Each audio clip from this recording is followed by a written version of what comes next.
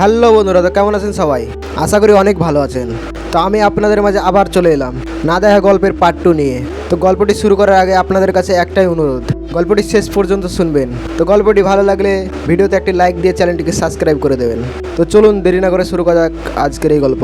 তো আজকের গল্পতে শুনতে পাবেন আকাশ মুম্বাই কেন এবং সে এখানে কি করছে। তো এই প্রশ্নের উত্তর জানতে আমাদের যেতে হবে সেই দিন যেদিন আকাশ আর রিয়ার দেখা করার কথা ছিল। তো চলুন ঘুরে আসি সেই দিনের সময় থেকে। আকাশ অনেক খুশি ছিল কারণ সে রিয়াকে আজ প্রথমবার দেখবে। নাগাদ পৌঁছলো স্টেশনে এবং ট্রেনে চড়ে বসলো এবং মোবাইলে হেডফোন লাগিয়ে রোমান্টিক গান শুনতে লাগলো। কিন্তু কিছুক্ষণ পর হঠাৎ ট্রেনে ছিনতাইকারী উঠলো এবং আকাশ যেই কামরাতে ছিল সেই কামরাটি পুরো তারা ঘিরে ফেললো আর সবাইকে মারধর শুরু করে দিল এবং সবার কাছে সোনাদানা টাকা পয়সা যা ছিল সব কেড়ে নিতে লাগলো এবং আকাশের সাথেও একই কাজ করলো। আকাশ ভয়ে ভয়ে তার যত টাকা পয়সা ছিল এবং রিয়ার জন্য একটা সোনার চেন কিনেছিল তাকে গিফট দেবে বলে ছিনতাইকারীদের ভয়ে সেটাও দিয়ে দিল। কিন্তু আকাশের হাতে ফোন ছিল, সেটা আকাশ দিতে রাজি হলো না, কারণ তার ফোনটা যদি দিয়ে দেয় তাহলে সে তো রিয়ার সাথে দেখা করতে পারবে না। ছিনতাইকারীরা তার হাতের ফোনটা কেড়ে নেওয়ার অনেক চেষ্টা করলো এবং ফোনটা কাটতে সক্ষম না হয়ে তার একটা মোটা রড দিয়ে আকাশের মাথায় আঘাত করলো এবং আকাশের হাতের ফোনটি নিয়ে চলতি ট্রেন থেকে লাফ দিয়ে পালালো। ট্রেনের কিছু ভালো লোকজন আকাশকে হসপিটালে ভর্তি করলো এবং একজন আকাশের ভিডিও বানিয়ে সোশ্যাল মিডিয়ায় ছেড়ে দিল, কারণ আকাশের এই ভিডিও দেখে নিশ্চয় কেউ আসবে আকাশের বাড়ি থেকে। ভিডিও ছাড়ার কিছুক্ষণ পর ভিডিওটি পৌঁছে যায় আকাশের মায়ের হাতের ফোনে এবং আকাশের মা আকাশের বাবাকে ফোন করে আর কেঁদে কেঁদে আকাশের কথা বলতে থাকে। আকাশের বাবা আকাশের খবর শুনে সাথে সাথে অফিস ছুটি নিয়ে বাড়ি চলে গেল এবং আকাশের মা বাবা দুজনেই চলে গেল আকাশের কাছে। আকাশের মা বাবা আকাশের কাছে গিয়ে দেখে আকাশের কোনো হোশ নেই, সে অজ্ঞান হয়ে শুয়ে আছে বেডে, মাথায় ব্যান্ডেজ বাঁধা এবং মুখে অক্সিজেন মাস্ক এবং চলছে স্যালাইন। আকাশের মা বাবাকে দেখে ডাক্তার বলল, আপনারা ছেলের কে হন? আকাশের মা বাবা নিজের পরিচয় দিল। তাদের পরিচয় পেয়ে ডাক্তার বলল, আপনাদের ছেলের অবস্থা খুব খারাপ এবং আপনাদের ছেলে কোমায় চলে গেছে, তার জ্ঞান ফিরতে দেরি হতে পারে। এই কথা শুনে আকাশের বাবা বললেন, তাও কত দেরি হবে? আকাশের বাবার এই প্রশ্ন শুনে ডাক্তার জবাব দিয়ে বলল, 1 সপ্তাহ হতে পারে, 1 মাসও লাগতে পারে কিংবা কিছু বছরও লেগে যেতে পারে, কিন্তু 1 সপ্তাহে আকাশের জ্ঞান ফিরল। কিন্তু আকাশ কাউকে চিনতে পারছিল না। আকাশের এই অবস্থা দেখে ডাক্তার বলল, আকাশ নাকি তার স্মৃতি শক্তি হারিয়েছে। ডাক্তারের এই কথা শুনে আকাশের বাবা ডাক্তারকে বলল, আকাশের কি স্মৃতিশক্তি ফেরানোর কোনো উপায় নেই? ডাক্তার উত্তর দিয়ে বলল, আছে একটা উপায়, আপনাদের ছেলেকে মুম্বাই চিকিৎসা করাতে হবে, কিন্তু আমি সঠিক বলতে পারছি না যে আপনার ছেলের স্মৃতিশক্তি কতদিনে ফিরবে। ডাক্তারের কথা শুনে আকাশের বাবা মা আকাশকে নিয়ে চলে যায় মুম্বাই এবং বড় একটা হসপিটালে দেখায় আকাশকে। মুম্বাইয়ের ডাক্তার আকাশের সব রিপোর্ট দেখে বলে, আপনারা চিন্তা করবেন না, আকাশের মাথায় ভারী চোটের কারণে তার স্মৃতিশক্তি হারিয়েছে, 3 থেকে 4 মাসের মধ্যে ভালো হয়ে যাবে। আর যতদিন তার স্মৃতিশক্তি না ফিরছে ততদিন তার চিকিৎসা চালিয়ে যেতে হবে এই হাসপাতালে। কিন্তু আকাশের বাবা এতদিন তো থাকতে পারবে না মুম্বাইয়ে, কারণ আকাশের বাবার চাকরি আছে। এমনিতে 20 দিন ছুটি হয়ে গেছে, আর এতদিন সে যদি ছুটি নেয় তাহলে তো তার চাকরি আর থাকবে না। আর আকাশের বাবার চাকরি না থাকলে আকাশের চিকিৎসা করাবে কি করে? আর মুম্বাই থাকতে গেলে তো অনেক টাকা লাগবে, ফ্ল্যাটের ভাড়া আর খাওয়া দাওয়া। তাই আকাশের বাবা আকাশের মা ও আকাশকে মুম্বাই একটা ফ্ল্যাট ভাড়া নিয়ে আকাশ ও তার মাকে রেখে আকাশের বাবা চলে যায় কলকাতায়। এই ছিল আকাশের ফোন বন্ধ আর মুম্বাই থাকার ঘটনা। তো চলুন আগের ঘটনায় ফিরে যাওয়া যাক।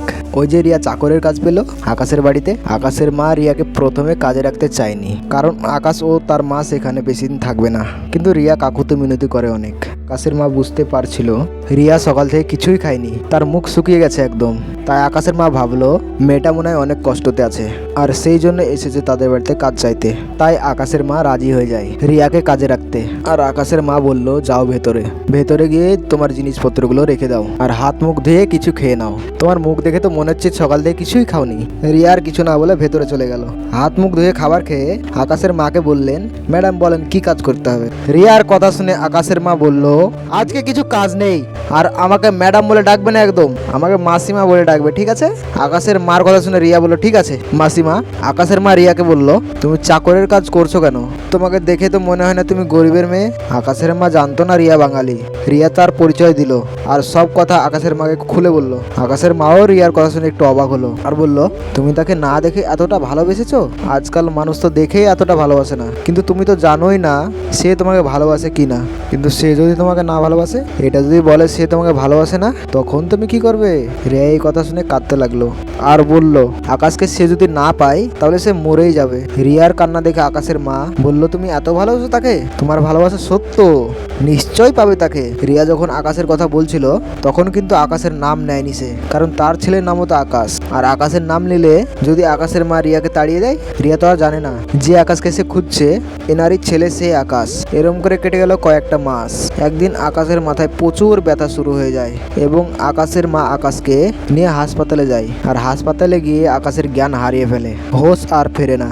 আকাশের এই খবর শুনে আকাশের বাবা চলে আসে মুম্বাইয়ে এবং কিছুদিন পর আকাশের জ্ঞান ফেরে আর তার স্মৃতিশক্তি ফিরে আসে এবং সে তার মাকে অবাক হয়ে জিজ্ঞেস করে এখন সে কোথায় আর তার রিয়া কোথায়।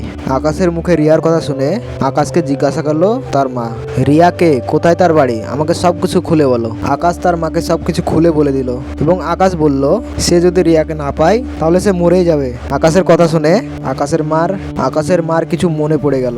তাদের বাড়িতে যেই মেয়েটা আছে তার নামও তো রিয়া, আর একই ঘটনা সেও বলছিল আকাশের মাকে। আকাশের মা ভাবলো এই ঘটনাটার সত্যিটা দেখতেই হবে আমাকে।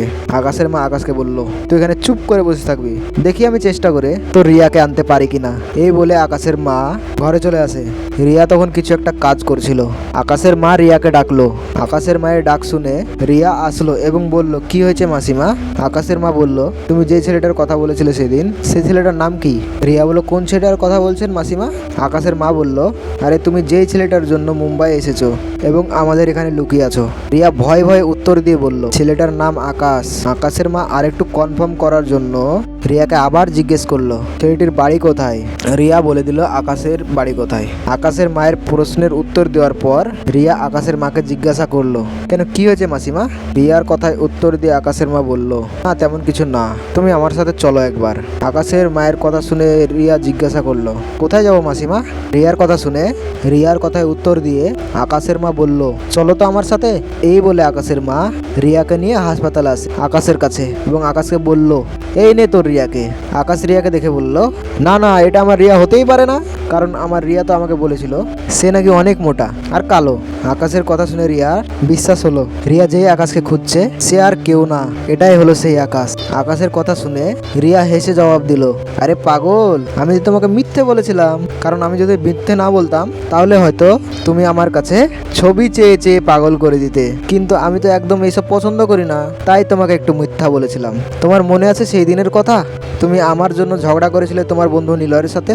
সত্যি আকাশ একদিন নিলয়ের সাথে ঝগড়া করেছিল, আর সেদিন থেকে নিলয়ের সাথে আকাশের কথা হয় না। রিয়ার কথা শুনে তাও আকাশের বিশ্বাস হয় না। আকাশ মনে করে এটা কোনো নিলয়ের চাল হবে, কারণ রিয়ার জন্য আকাশ নিলয়ের সাথে ঝগড়া করেছিল, আর তখন নিলয় বলেছিল যে আকাশের সাথে রিয়ার বিয়ে কখনো হতে দেবে না সে। তাই আকাশ রিয়াকে জিজ্ঞেস করলো, বলো তো আমাদের দেখা করার কথা কি বারে ও কোন তারিখে হয়েছিল? আকাশের কথা শুনে রিয়া হেসে উত্তর দিল, সোমবার ও 14ই ফেব্রুয়ারি।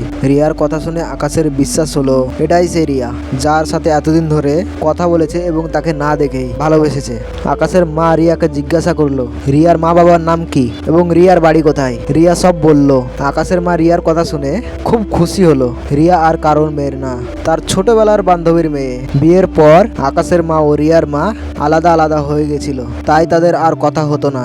আকাশের মা রিয়ার কাছে তার মায়ের ফোন নম্বর চাইলো এবং ফোন করে সব বলল রিয়ার মাকে। রিয়ার মা রাজি হয়ে গেল বিয়ে দিতে এবং বিয়ে হয়ে গেল আকাশ ও রিয়ার এবং তারা খুশিতে খুশিতে দিন কাটাতে লাগলো। এখানেই গল্প সমাপ্ত হলো।